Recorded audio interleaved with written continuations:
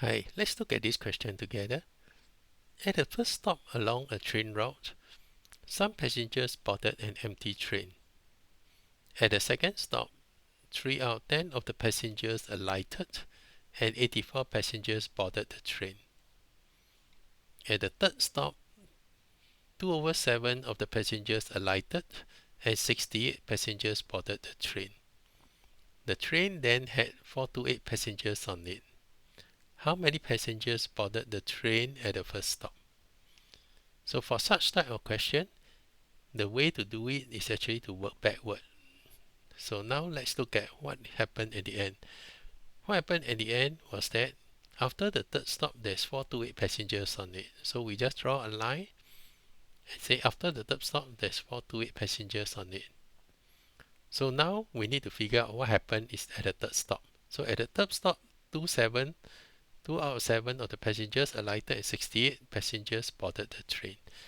So I use yellow to represent boarded, came on board, green color to be alighted, and those who remain on the train.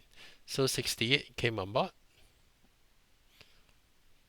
2 out of 7 alighted. So which means there must be 5 units left because 2 out of 7. So there must be 5 units left. So this is what happened at the third stop.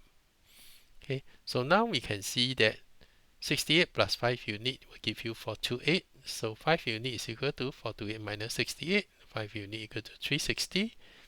And 1 unit is 72. So at this stage, 1 unit is 72.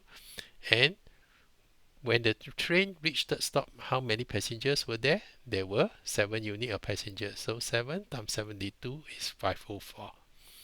So which means that when the train reached the third stop, there were 504 passengers.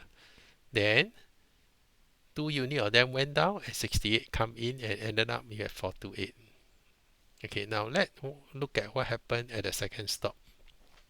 So remember, after second stop, we have 404, 504, which we stated here. We calculated. So what happened at the second stop? At the second stop, 310 of the passenger alighted and 84 came on board. So same thing, 84 came on board, 310 alighted. So if 310 alighted, this must be 7 unit. P, I put it here.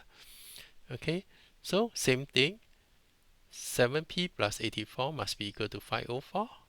So 7p is equal to 504 minus 84, or p is equal to 60. Okay, so now we know that p is equal to 60. So before he reached the second stop, how many passengers were there? Total there will be 10p. So 10 times 60 is 600. Okay, so which means that at the first stop itself, okay, 600 passengers boarded the train. Okay, I hope that helps. Thanks.